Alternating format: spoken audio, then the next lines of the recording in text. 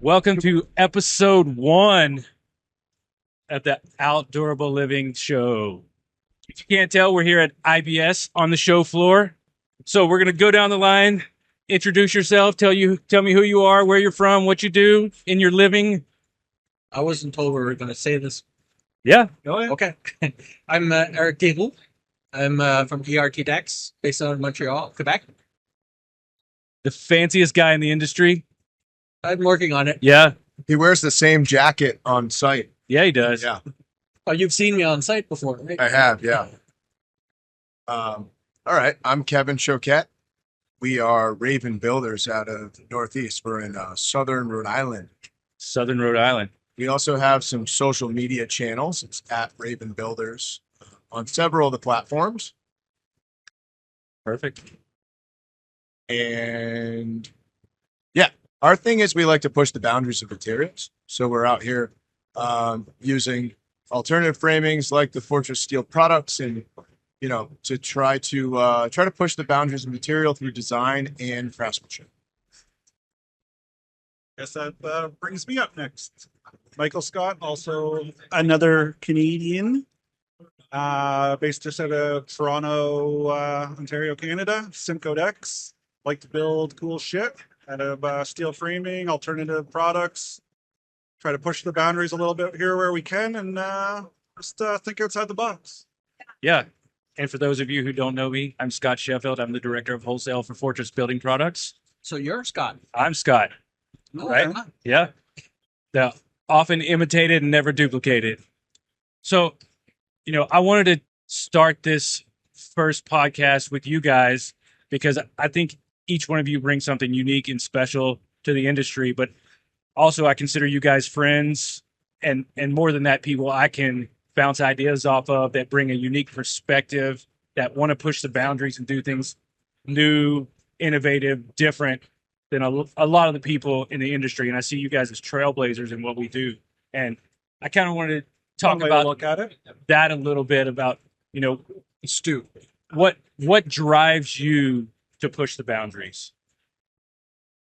Because it's easy to do what you're good at and stay where you're comfortable. Not everybody's willing to step outside of that.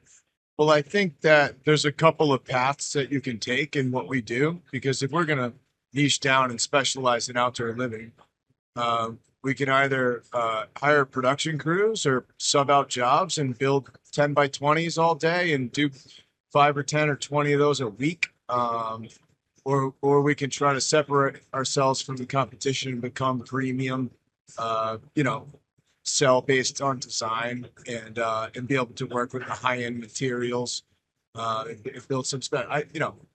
I get excited to build a steel frame. Like framing day is a really exciting day for me to fire up a frame, and it's just not like that if we're working with lumber. I think just like the creativity and everything too, right? Like you said, if we're out there building square boxes and stuff like that, I wouldn't get excited about going to work. But being able to push the boundaries and not knowing how stuff's going to go together or like how it's going to turn out or whatever like that, that's kind of what excites me going in. Is like I'm going to go in with a little bit of the vision. My vision's probably going to change, but what can we deliver as that final product? What about you, Eric? It's the same. Like, everybody does that 10 by 12 or 10 by 10 deck. I just want to be different and a good product. Then you can like open up and do all sorts of different things and be creative.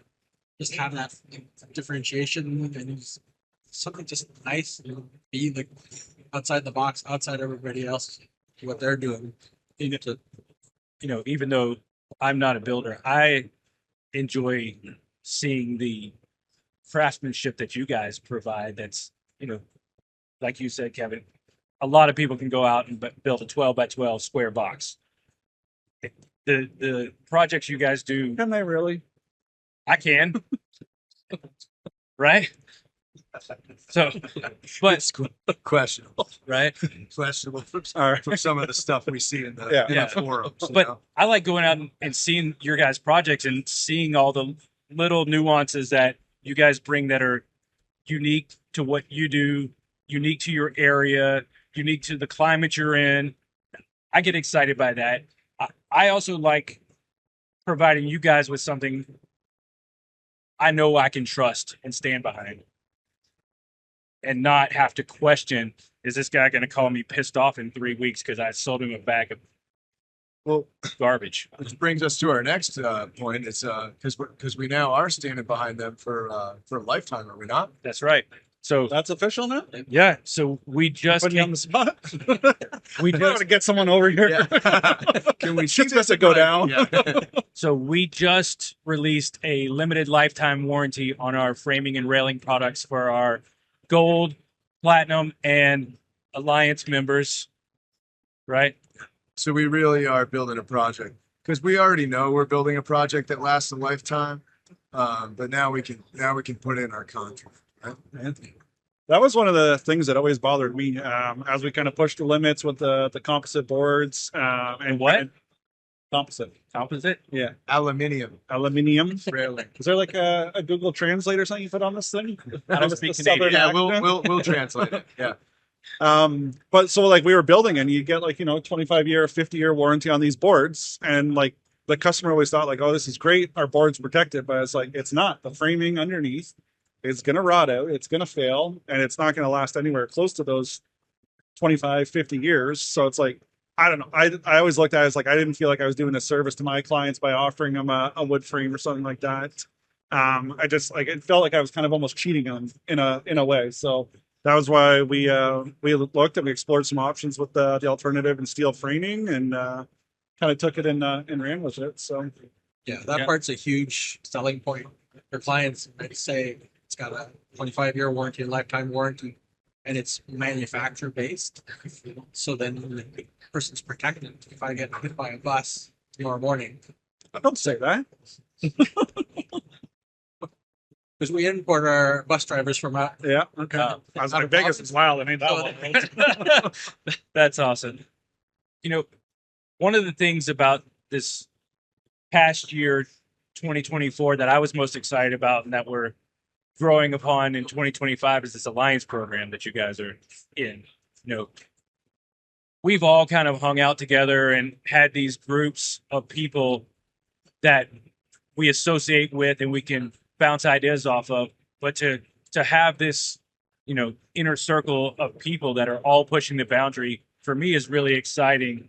And the fact that it's a group that's not based on any, just because you buy the most you're in this group or just because of this, it's a good mix of people who have industry experience, knowledge, influence, whatever. It's exciting to me to see the evolution of this alliance. I don't see what you did there. Okay. So that's how the name became. Yeah. And we had our first annual meeting just a couple of months ago, and I had a lot of takeaways from that, but I'd like to hear from you guys what your takeaway from that Well, experience was. so just to be clear, we were also involved in the first ever of that as well. This is true. Almost like we're Holy like a holy founder First masterclass, first podcast, first alliance members. Look, I keep my circle close, brother. Holy Just think of what's to come. yeah. Yeah. No, I think it was great. I really, probably my favorite part was being able to bring along one of my team members, and watch them kind of build a relationship with these guys. Because, I've been in the general industry for a really long time, and my decision to niche down was based on the camaraderie and just the vibe of this industry. I really thought I found a home for myself here, and then kind of just went all in, right? But that's why I really love these shows. I love, that was really special having Chaz come along and get to experience that and build a relationship with some of these guys. But because that's what it is for me. I could go make money doing anything. I want to do it with people that I want to hang out with. People that I love and respect. So I found that here, and I just built upon that. But I think the alliance meeting was fun. Who doesn't want to go to Mexico with all their boys? Right? Yeah, I'm down for that. And chill out, it just was, we're very fortunate to be involved in that. But yeah, I had a blast. Yeah. I think that's one like the really cool things too is like I consider the guys in the deck industry like some of my closest friends. Like, and it's cool to be able. It's like I'm not picking up and calling someone that lives in my town or my neighborhood. I can call up these guys. I can call up others. They always, at the drop of the hat, answer the call. They're there to help. They're there to share their knowledge.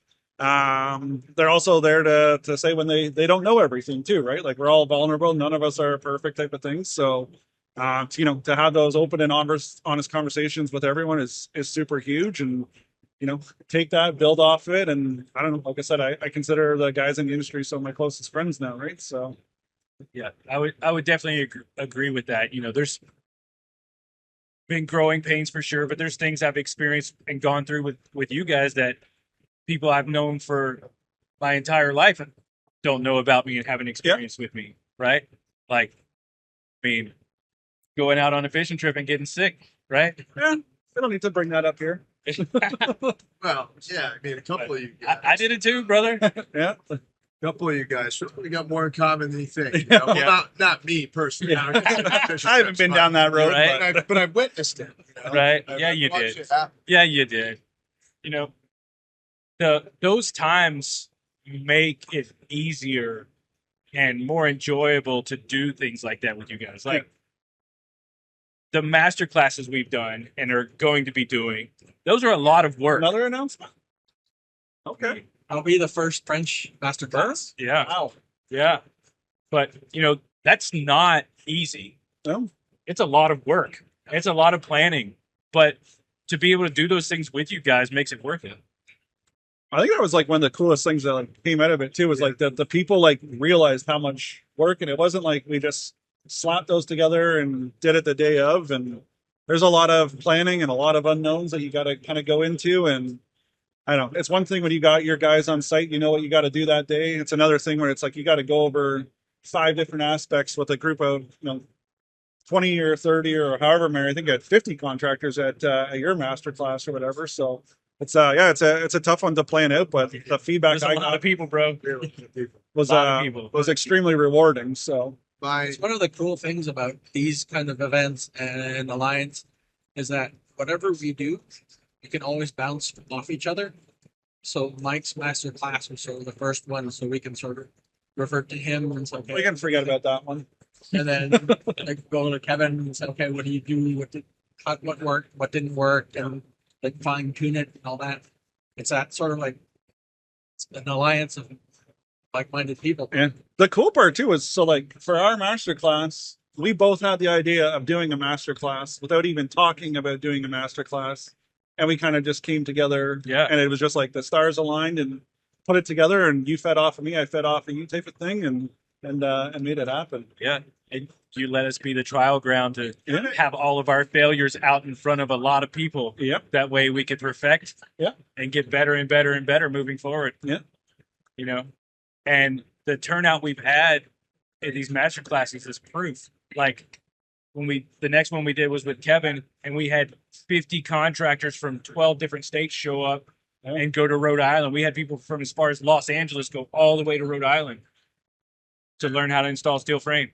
That was probably the coolest. I don't my guys are all very loyal and just really solid. But I think the best thing that I got out of that master class was Chaz after their class, like a couple of days later, said, these guys paid their way and picked up their whole crews and traveled multiple flights and paid for a hotel to come learn from you for one day. And we get to do it every day and we get paid. Pretty damn cool. And it was like that, like watching him have that realization. And not that it's like not required, right? Sure. But to see the value in that, and then in turn by projecting it, it's like shows me the value that I'm providing. Sometimes we need to be reminded. Yeah. Because we get that complacency. Everybody gets that complacency. Sometimes you have to be reminded of really how incredible the opportunities that we have are. Yeah. Or like just sit back and reflect on it too. Like sometimes you get like caught up and you like almost take it for granted. Like this is what I do day in, day out. And it's like, you look back where you were like 5 years ago, it's like, crap, like I've come a long way. I'm doing some cool shit now. I've made some great First connections. podcast. Yeah. right? Yeah. And that's really, as this podcast continues to go, one of the things I want to dig into is more of the human side of us in the industry and what we experience and what brought us to this point. We're all people. We all have our garbage. We all have our skeleton in the closet, but we've been able to overcome those things and do some really inspiring things in life. And whether we think so or not, whether we acknowledge it or not, there's a lot of people that look up to you guys. Yeah. People watch you. People emulate what you do. And that's a powerful thing. If I enjoy passing our craft on, I enjoy helping people with their businesses when I have the opportunity to help, but it's definitely the most fulfilling is when, like, I share about my addiction history or opening the business or really just growing in life on the podcast that we do, and people will reach out with like specific Yeah. like thanks and praise and like how like just express that value. And that's, you can build whatever the hell you want. You'll never feel as good as you feel when you get to help somebody like in a 100%. real way. Yeah. Because you can fail businesses, you can do all that, but it's like if you're not okay and like you're not like motivated to succeed in your core or like just motivated to be happy, Yeah. like with or without, then it's a never-ending spiral. Oh yeah. And I'll say in our industry, that's been one of the most inspiring things for me to watch is how willing many of you guys are to sacrifice your time, your financial success to help other people. That's not common in the Financial success is it's a little over the top. You're willing to sacrifice a paycheck to go help somebody. Our financial like semi well. Yeah, but you I got gas in my our truck. Okay. survival. right. But you get what At I'm least saying. half a tank. You get what I'm saying. You'll pass up a paycheck this week to go help somebody else, We're here. Yeah. We're here. right? No, yeah, for sure. Yeah, I just think that we all know that we're going to be okay, and there's just so much more to it than. And I think that brings us back to like the nature of my business, right? It's like I could 5x my revenue if I wanted to. Yeah. And a lot of people go, "What? You don't want?" Yeah, no, Yeah. I'm just not interested in being a subcontractor production builder. And if I was, like a lot of people you hear, they have this model and they want to build this giant spider web of business and franchise and all this. It's like I would pick a different industry altogether if my goal was to just get rich. Yeah. I wouldn't try to do it building dens. Let's just put it that way. Success is all. What's successful for one person isn't necessarily what's success for somebody else. Oh, So it's like 100%. what we do. Like if we could be doing like production deck work, production and whatever, and make tons and tons of money, but that's not success for us. It's to do like those cool designs, it's to help everybody else. It's like it's part of that whole ensemble of success. It's what drives you, right? Like you said, you could go and make more money, you could scale it, do everything, you wouldn't be happy, you wouldn't enjoy what you're doing. I wake up every day, like I don't ever be like, crap, I got to go build this crap today or do this or do that. Like I look up and I look forward to doing it. I look forward to coming to these events. I look forward to hanging out with everyone. yeah. Well, the way I see it, and I'm not trying to give away my whole game plan here, though. It's like as a production builder, none of you would know who I am. Yeah.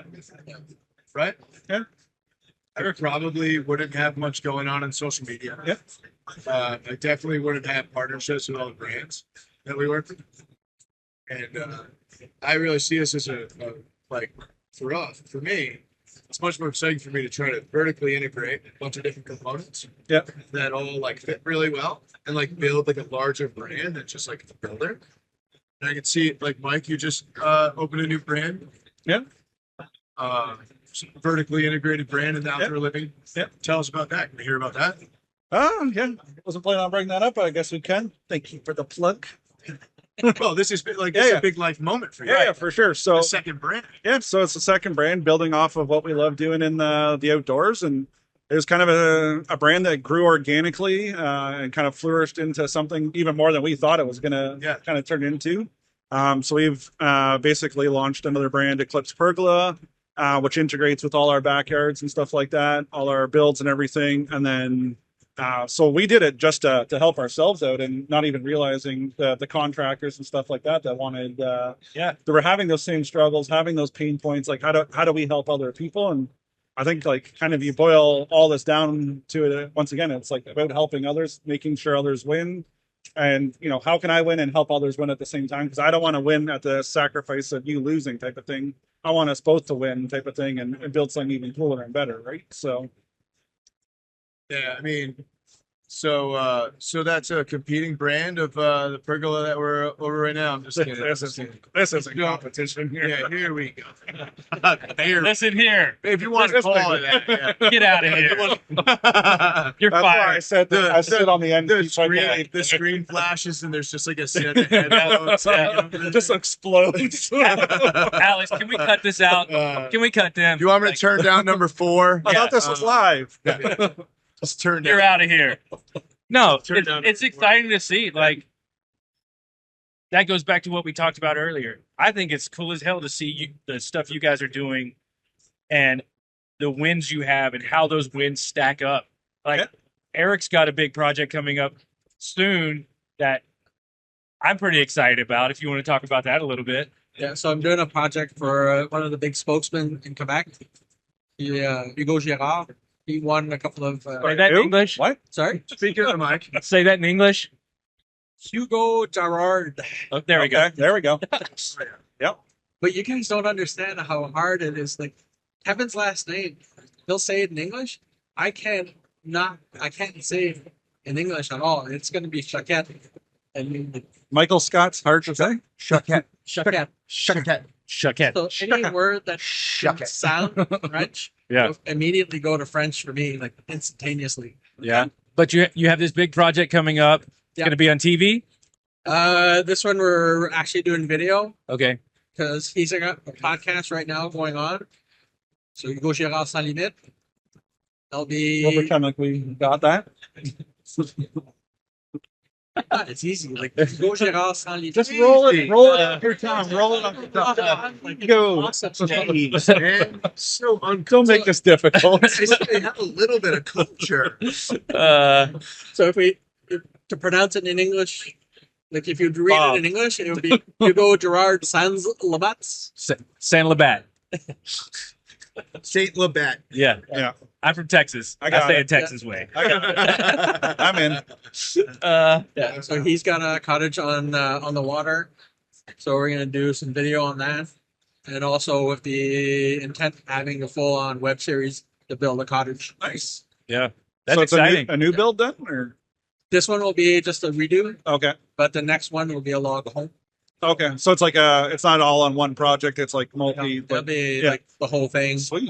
Yeah. And then we're probably going to do a bilingual podcast as well in English. Okay. So going to help them with that. They can dub this, can't they? Yeah. Yeah. Yeah. Yeah. I'll wait for the English version. Yeah. Oh, Like the last scene. That's what he We can do subtitles. Kevin, we'll have you on. It'll be great. Like, I mean, Kevin Chaquette. Yeah, it's There you at go. least the Natural intro. transition. Exactly. Yeah, Well, that's the most important part of the podcast is the intro. most The important. rest, like, Yeah. Yeah, How'd you get linked up with that job? So working with another brand, I was doing the buying show Yep. for one of the brands he works with, and because I've gotten more comfortable with myself, I'll just talk to everybody and anybody. Yeah. And as impressive as he is, because he's Wasn't he like Canada's strongest man for He like was the 15 world- years? world's strongest man. Give us a little background into the guy. Yeah. Right? Yeah, This is nothing. all Yeah, new nothing going on. information for Yeah. us. Yeah. I wasn't. I was thinking it was like the wall. heir to the little bats fortune Yeah, or something. No. He was the world's strongest man. Okay. Yeah. He pulled the 737. I think A was plane? Yeah, a plane. Yeah. So it needs the strongest substructure then. Yeah. Yeah, that makes sense. Yeah. I can see how that'll align then. So he's not the beer guy, he's the strong guy. Yeah, he's Yeah. a strong guy. Okay, He's I'm very glad we strong. clarified that. A super nice guy, but very, very strong. But he'll break you in Yeah. half. Yeah. Oh, without even trying. Yeah. Yeah. So got to talk to him. Then you go, well, what do you do? Like, which company are you with? So, I'm a deck builder. I specialize in steel frame. Cool. Yeah, get the entrance I big. want your, do you have your card? And just kept chipping away at like talking to him, and now we've got these 2 projects going on. Yeah, nice. Yeah. If they don't know, what's your passion outside of deck building? Well, I'm, for the record, I love my family, but man, I Close second. absolutely am cuckoo for offshore fishing. If I, in my heart, I do this for my family and my friends, but really, Support the I hobbies. love being offshore. Is that the reason why we all work, is to support our hobbies? Yeah, I love being offshore. I love being tight. Hey. One of my guys, Chaz over here, is my fishing buddy. That's why I hired him. He's my Shout out, friend. Chaz. Shout out to Chaz.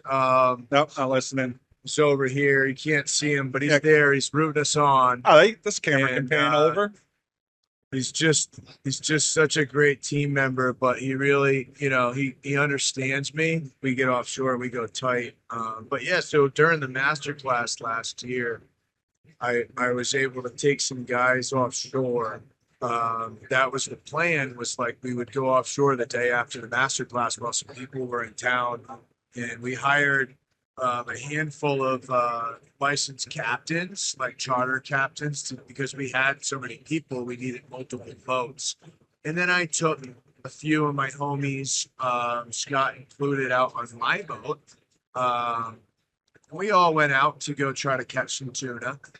And all the licensed captains wanted to go to the gully, which is like a Rookie spot mistake. south of Block Rookie Island. mistake. Because there was a There's bite. no fish in the gully. There was a bite going on there. There was a so crowded. severe jig bite, and it was like a parking lot because Facebook knows about it, and the word gets out. It's one of the closest tuna grounds to Block Island. But anyways, we went out. We went against the grain, and we were the only ones that hooked up on tuna that day. Yeah, we And were. we even took a bigger shot after we caught a couple of tuna. I said, if you guys want, we could run a half an hour, 40 minutes more offshore the lanes.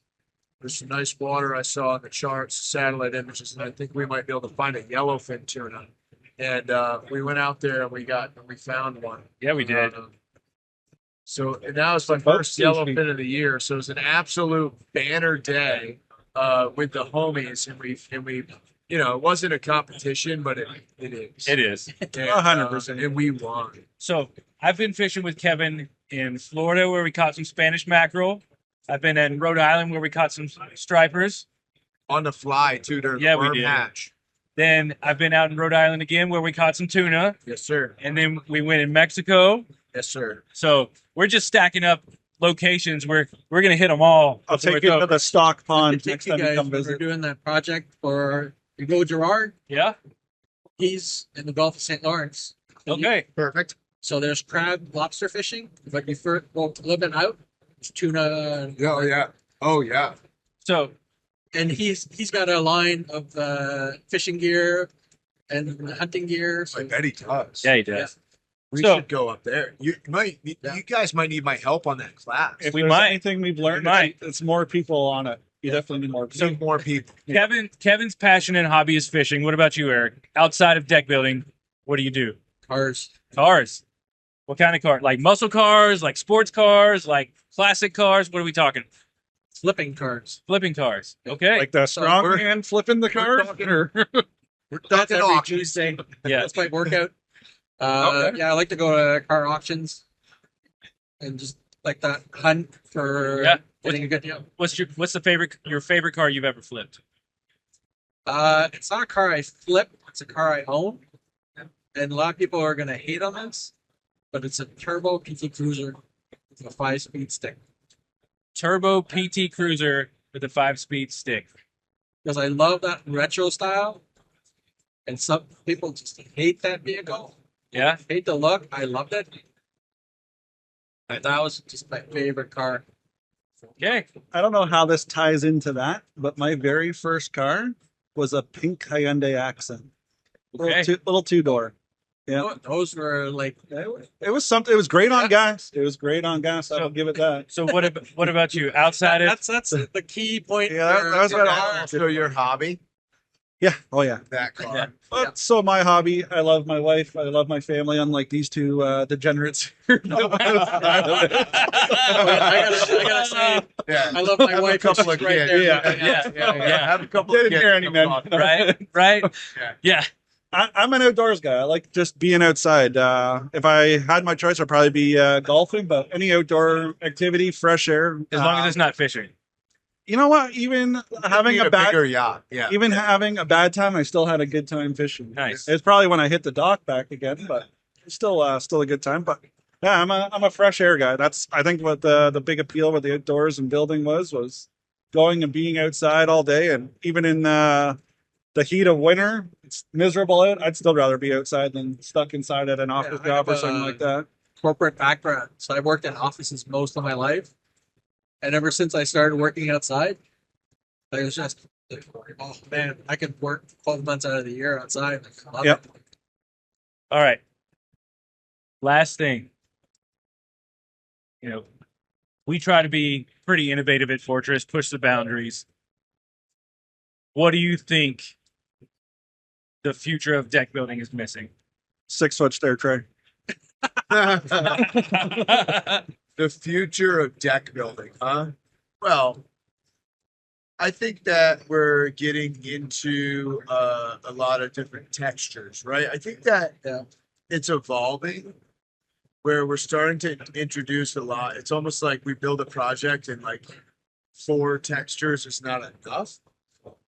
Just so the cameras can't see right now, but Mike is motioning to footage of myself in my element, just building really just an award-winning project using the new tile tray. Probably one of my favorite projects of all time. It might be my favorite project of all time. Did that win awards this year? Or it's going in the awards. It's gonna upcoming? go in. Okay. next It's gonna year, win yeah. awards. Well, I It's a shoe in. I would assume that it's capable. We'll probably. You never know. You never know. You never know. We've But been blindsided before. it is quite the build, really just the thing that I knew about that build, and obviously I love it, and I thought the design was great, and the materials are all great.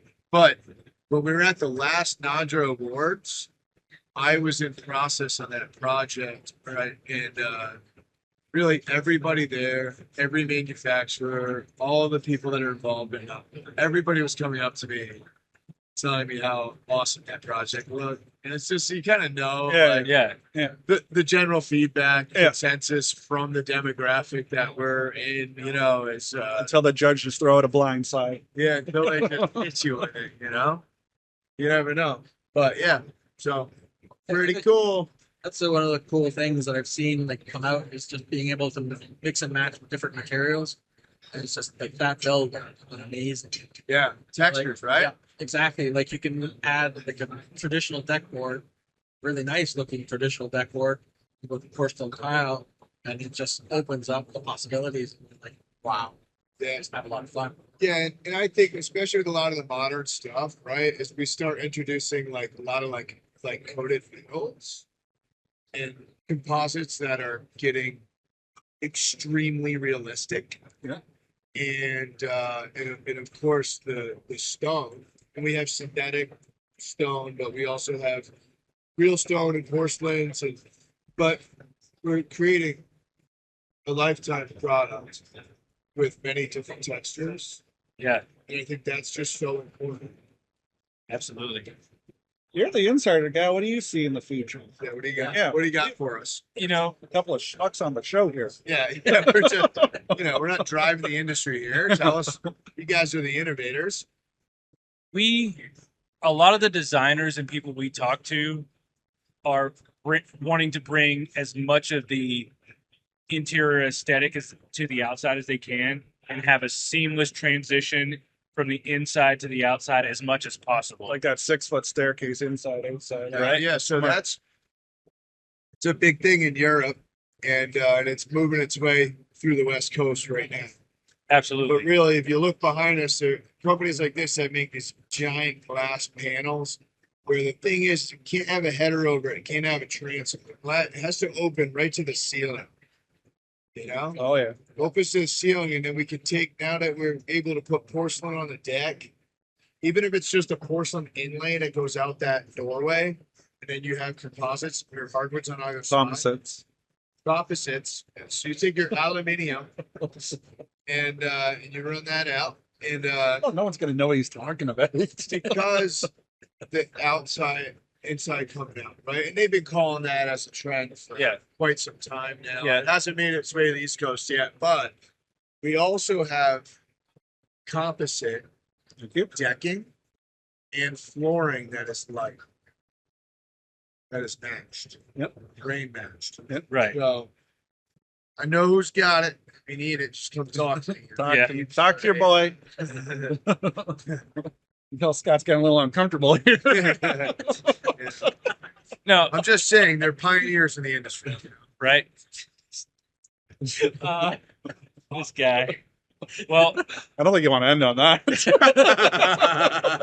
What do you got for masterclasses coming up? Because that's what people want to know about. People Yeah. are gonna watch, because you got us in it. So people are gonna watch this. Where the next? You got a schedule coming up? Where's the next so masterclass? next taking place? masterclass is going to be in Seattle. Let's go. Seattle the first week of April, Awesome. right? Then we have May. We're working on potentially Massachusetts-ish with Philandry. Nice. And we're also looking at one in Nebraska coming up soon and another one Are in we scheduling California. that on Fight Night? Or? So we might. Okay. So the idea is we're going to try and bounce from east to west to east to west and sprinkle a little bit of the middle of the country back and forth in there. Nice. You know, And don't forget about the 51st Yeah. state up to We- up we- top there. we have a couple of international ones we're trying to lock down, but we haven't set those in stone. One in, how do you say it? Montreal. Yeah, Montreal, Yeah. Montreal. yeah, that place that I can't say properly. And a few others It's out easy. there. It rolls off the tongue. Montreal. Yeah, exactly. Montreal. See, I can say that. But yeah, we're really excited. So last year we did 3 masterclass events. This year we're going to be in the double digits. Nice. When's all said and done. And the goal is to, moving forward, have one a month going on somewhere. And it's really come down to, we've seen it when we have 50 contractors from 12 different states show up. People want this. People want to learn and really reduce that barrier of entry, if you will, and have an opportunity to put hands on before they invest financially. Well, there's no question. Like, I don't think it's a secret, right? That it's promotion through education. So Absolutely. you're adding value in order to give people the resources they need and the confidence they need to be able to sell your product and work with it. So I think it's a very upfront and honest value add that people really want. How did that promotion work last year? Because you guys ran a pretty killer promo. We did. And a lot of the value, in my opinion, comes from you guys. I can say something to somebody all day. Nobody's listening. Nobody's Yeah, going to listen to they me. don't trust you. They want Well, I somebody, can understand the No, language, trust you, so man. right? They want somebody like you guys who's in it all day and gives your honest feedback. Yeah, you just give them out my cell phone number, anyways, right? Just tell them. I Call me mean, at home. Pretty Oh, much. Pretty much. I'm easy enough. You get a hold of me anytime. Yeah. And we're looking at, to your point, we're looking at bringing back some of the first-time user programs and a few things like that. We've even talked about first-time user program for anyone who attends a master class. Yeah. Yeah. I think the biggest hurdle is that getting over that first job. Once you do the first one, then it's kind of a no brainer after it. But Kind of like this. Once you do the first one, yep, it's kind of a no-brainer after that. this is a one and done. That's right. Here's the thing: is that any brand that is willing to invest in their users to get that feedback, to innovate and improve based on their user feedback, is a brand of mine. And you guys have continually done that. I mean, so hats off for that. Like the user guided innovation is just a bulletproof model for growing a brand, for improving upon a product line. So we appreciate that. Well, We love you. I love you. I appreciate you guys. I know you got a lot going on, and you took time out of your day in the busiest show of the year to come out and hang out with us, and I do appreciate that. But not only that, just the relationships I have with you guys every day, that I know I can call you and ask you a question and send you some wild BS that I know you'll give me an honest answer to. And I appreciate that. Yeah. I appreciate that. I appreciate you guys, and I appreciate you joining us on the first ever First ever. episode of the Outdoorable Living Show. Live here. Thank you guys.